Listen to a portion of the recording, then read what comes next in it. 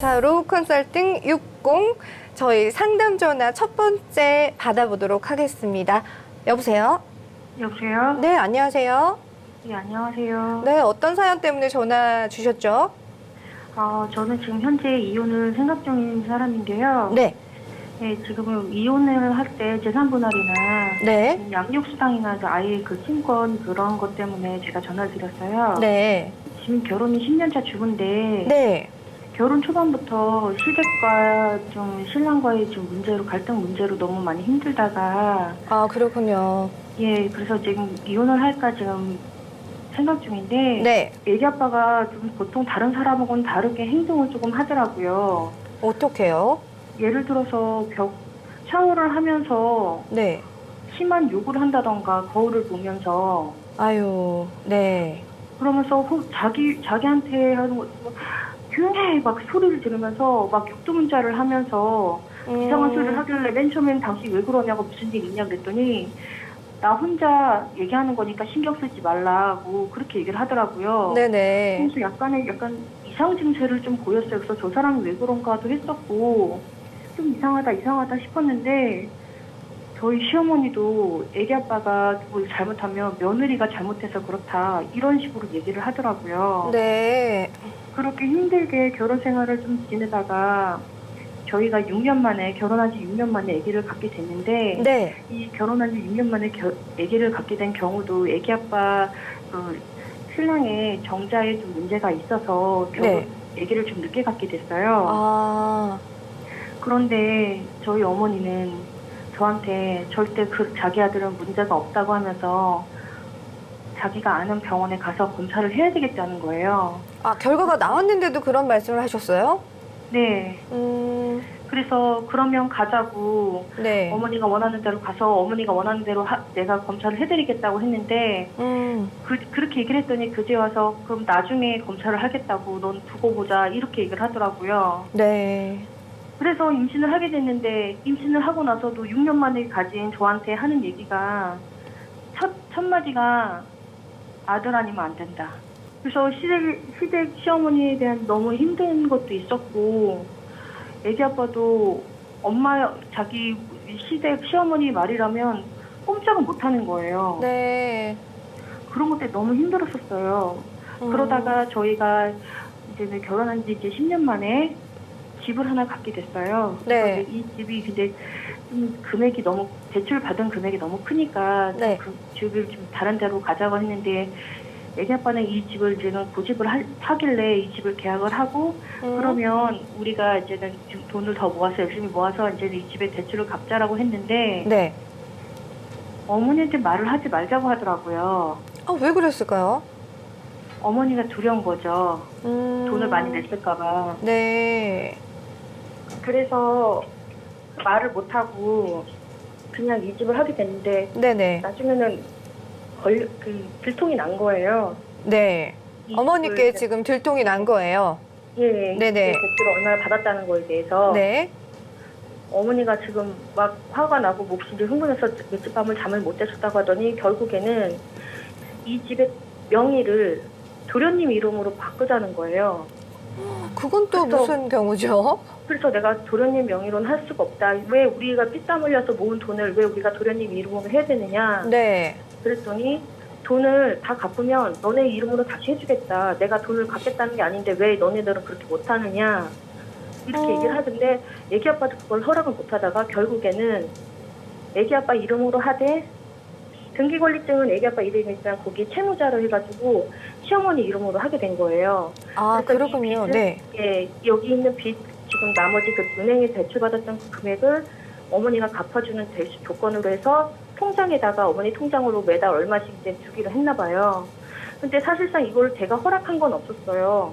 네. 어디까지나 애기 아빠하고 어머니하고 결정이었지 저는 아무런 권리가 없었어요. 네네. 그래서 제가 그랬죠. 왜 저희가 사는 어머니는 아들을 결혼시켰으면 이제는 이제 저희가 이제 한 가정을 꾸미고 살면 저희가 알아서 할 텐데 왜 그런 걸 왜 자꾸 어머니가 간섭을 하시냐. 그랬더니 저를 못 믿고 돈을 못 모았기 때문이라고 얘기를 하시더라고요.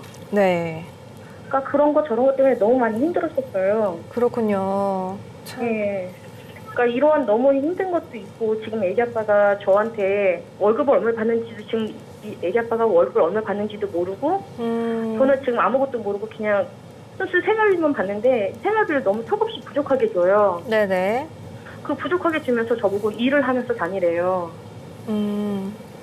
근데 사실상 아이 지금 초등학교도 다니지 않는 지금 어린 아이를 네. 혼자서 키우면서 직장 일을 하기란 사실 직장 일을 구하는 건 하늘의 별따기만큼 어렵거든요. 네네네. 그러니까 말씀은 네. 시시콜콜 시어머니 간섭이 너무 심하다 그런 말씀이시죠?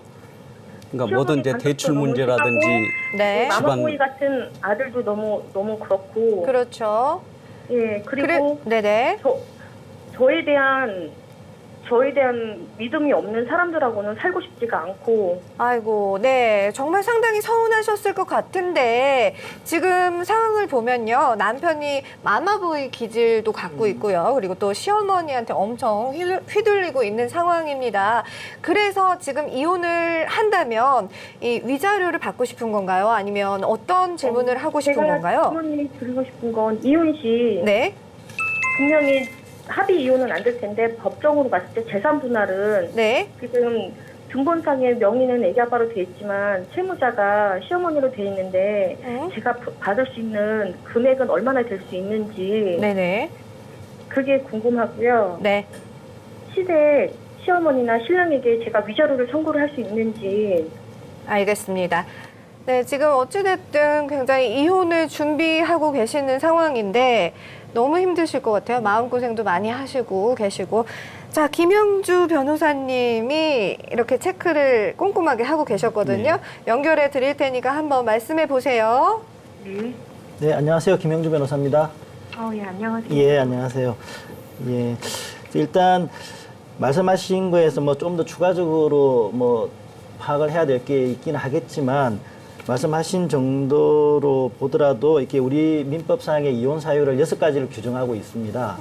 그 중에 하나가 이제 배우자 또는 직계존속으로부터 심히 부당한 대우를 받았을 때 그때 이혼 사유가 하나 있고요. 그다음에 네. 또 하나는 이제 기타 혼인을 계속하기 어려운 중대한 사유가 있을 때 이렇게 6가지 중에 이 2가지가 지금 우리 전화 주신 분한테 해당할 수 있는 이혼 사유가 될 것 같습니다. 네네. 그래서 이혼이 가능한지 여부는 이제 남편분한테 그러니까 책임이 있어야 돼요. 혼인을 파탄시킨 데 대한. 근데 지금 말씀드려 보면은 남편분한테도 책임이 있고 또 일정 부분 시어머니 되시는 분한테도 책임이 있는 것 같아요. 사실관계만 조금만 더 정리를 잘 하시면은 이혼이 가능할 것으로 보이고요. 네. 예. 그리고 이제 위자료 같은 경우에는 이제 남편분이 혼인 파탄에 책임이 있다고 인정이 돼서 이혼이 되면은 위자료는 받을 수는 있습니다. 네. 받을 수는 있는데 그 액수가 얼마가 되는지는 법원에서 직권으로 이게 재판장이 정하는 것이기 때문에 제가 여기서 일률적으로 얼마를 받으실 수 있다 이렇게 말씀드리긴 어려워요. 네. 예, 그 점은 좀 양해해 주시고요. 그리고 시어머니 분한테도 위자료 청구를 할 수 있습니다. 왜냐하면 시어머니가 이제 혼인 파탄에 책임이 있기 때문에 네네. 이 경우에는 말하자면 우리가 다른 사람 뭐 때려서 손해배상 해줘야 되는 거나 마찬가지입니다. 단 이제 이게 그렇군요. 정신적 손해배상을 한다는 의미이기 때문에 그 위자료 청구를 할 수 있으시고요. 네네. 그다음에 제일 관심이 있으신 게 재산 주택과 관련해서 재산 분할이신 것 같은데 네. 예, 지금 아까 제가 메모하기로는 그 집의 명의가 남편분으로 되어 있다고 그러셨죠? 네. 그 등기권리증은 시어머니가 보관하고 있으시고, 네. 예. 그리고 그러면 그 시어머니한테 돈을 빌렸다는 그 각서를 쓰시고, 네. 그다음에 뭐 매달 돈을 갖고 있으시다 그러셨는데, 네. 여기서 돈을 빌렸다는 각서를 쓸 때 빌린 명목이 나오나요? 뭐 주택을 구입하는데 뭐 시어머니가 돈을 보태줬다거나 이런 건가요? 아니면 일반적으로 뭐 생활비를 빌리신 건가요? 아니 그 부동산에 보면 세무사를 통해서 한 거라서 예. 세무사가 직접 와가지고 쓴 네. 거라서 그거는 정확한 거는 제가 알 수가 없거든요. 그러니까 저한테는 얘기를 안 하고 예. 제가 그냥 따라갔을 뿐이지 모든 것은 애기 아빠와 어머니와 그 세무사가 지금 그쪽에서 다 저한테 얘기는 없이 그냥 다 한 거예요. 그러면 그 자리에 없으셨나요? 있었는데 예. 그런 사유 같은 건 저한테 물어보지도 않았어요. 근데 그 각서에 뭐 이렇게 서명 날인 하셨을 거잖아요. 제가 안 하고 애기 아빠가 있어요. 아, 본인이 안 하셨어요? 네. 예. 그럼 이 부분은 사실은 뭐 지금 이혼이나 관련돼서 좀 다른 부분이긴 한데 그 방금 말씀하신 대로라면 지금 이혼 관련해서 문제되는 거 이외에도 좀 문제가 될 수 있을 것 같거든요.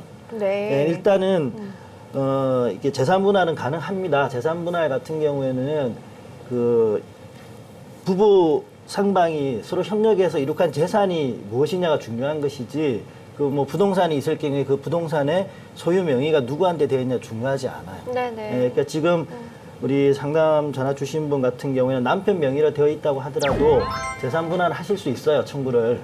네. 예, 하실 수 있고, 그다음에 제가 메모를 한 거 보면은 이제 여기에 만약에 시어머니로부터 빌린 돈이 집을 사는데 필요한 것이었다고 치더라도, 그리고 또 유효하게 인정이 된다 하더라도 이 부분 같은 경우도 채무도 남편분하고 공평하게 나눠야 되는 거예요. 네. 막 쉽게 해서 이제 청산의 대상이 된다고 하는데 그 부분도 혹시라도 채무가 인정이 된다면 남편분도 같이 책임을 지셔야 돼요. 그렇군요. 채무에 대해서도. 예. 그렇게 되기 때문에 이 액수에 관해서는 이제 우리 소위 말해서 이제 내조라고 그러지 않습니까? 네. 이게 이제 우리 예전에는 특히 전업주부들이 많았었는데 그런 경우에도 그 부부간의 재산을 이룩한 것에 대해서 기여를 했다고 봅니다. 그렇죠. 예, 그래서 이제 그걸 어느 정도로 평가하느냐인데 지금 예전보다는 조금씩 더 많이 인정하는 추세고요.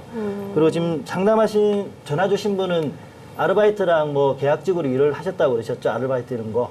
네, 아르바이트도 하고 정직원으로 몇 개월 동안이라도 일했었어요. 그렇게 일하신 기간이 기신가요? 좀?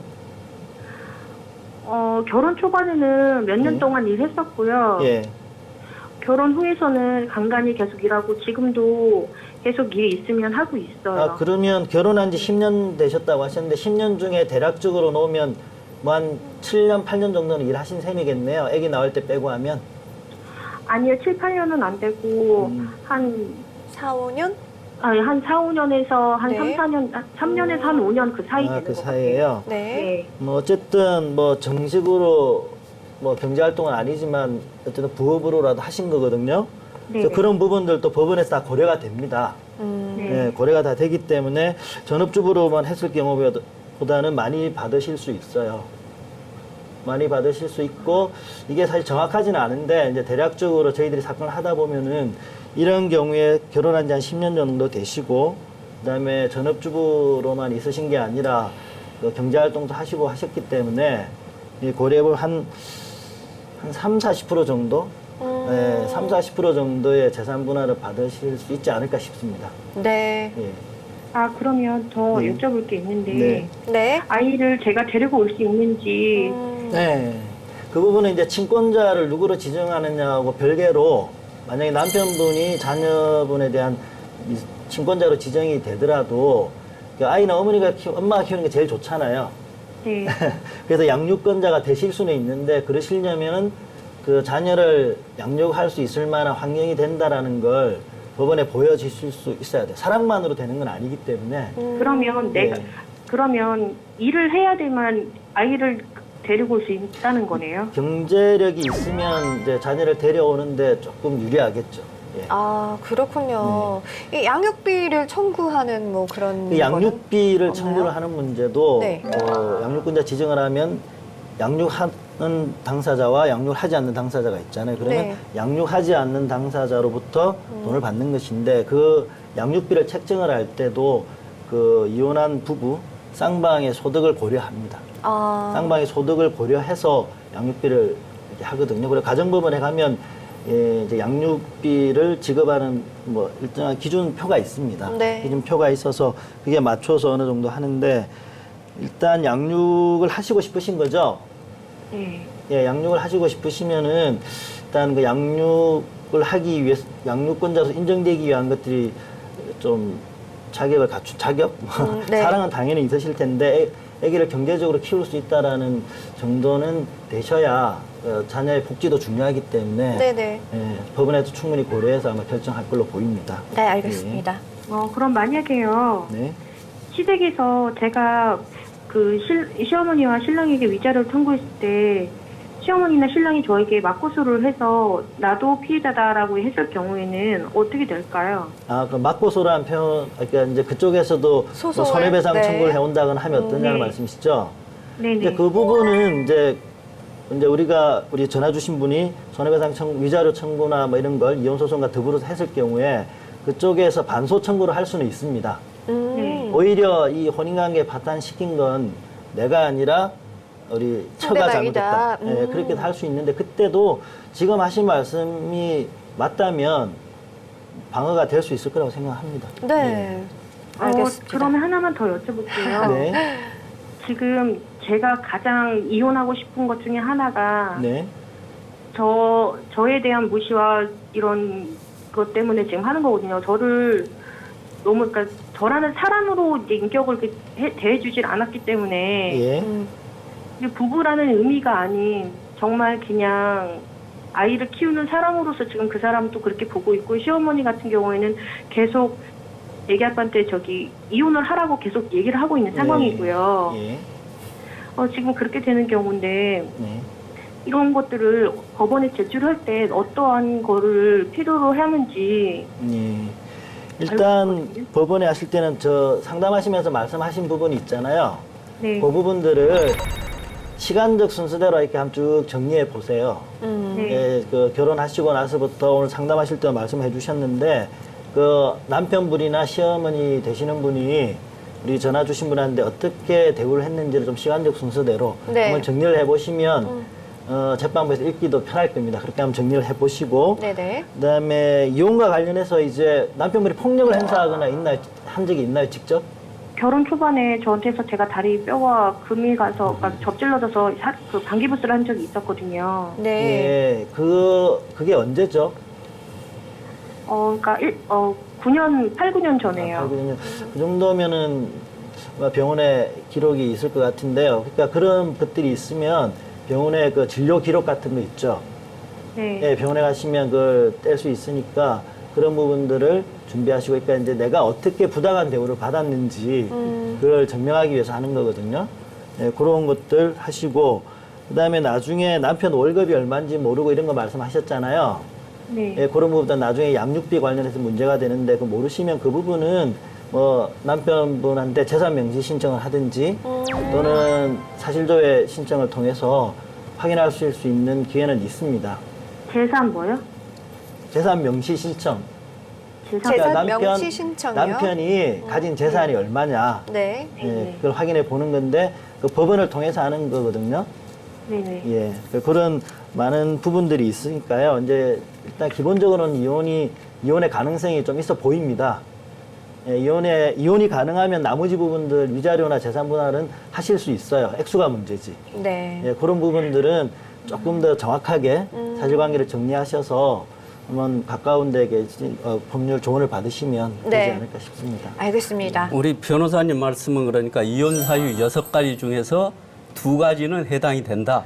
그렇기 때문에 혼인 파탄 책임을 물어서 이혼이 가능하다 이런 예, 말씀이시죠? 예, 그렇습니다. 그런데 이제 그 액수는 법원에서 확정을 하기 때문에 그렇죠. 그건 알 수가 없다. 그렇죠. 그런데 많이 위자료나 받으려면은 재산분할이 네. 최대한 증빙 서류를 많이 갖춰야 된다. 예, 그렇죠. 그러니까 뭐 처음에 폭행을 당했을 때 그 치료 기록이라든지 네. 뭐 이러한 거를 갖추면은 액수가 좀 높아질 수 있다. 그런 말씀이시죠? 근데 뭐 위자료나 이런 데 참작이 되겠죠. 예. 전화 주셔서 고맙습니다. 감사합니다. 네.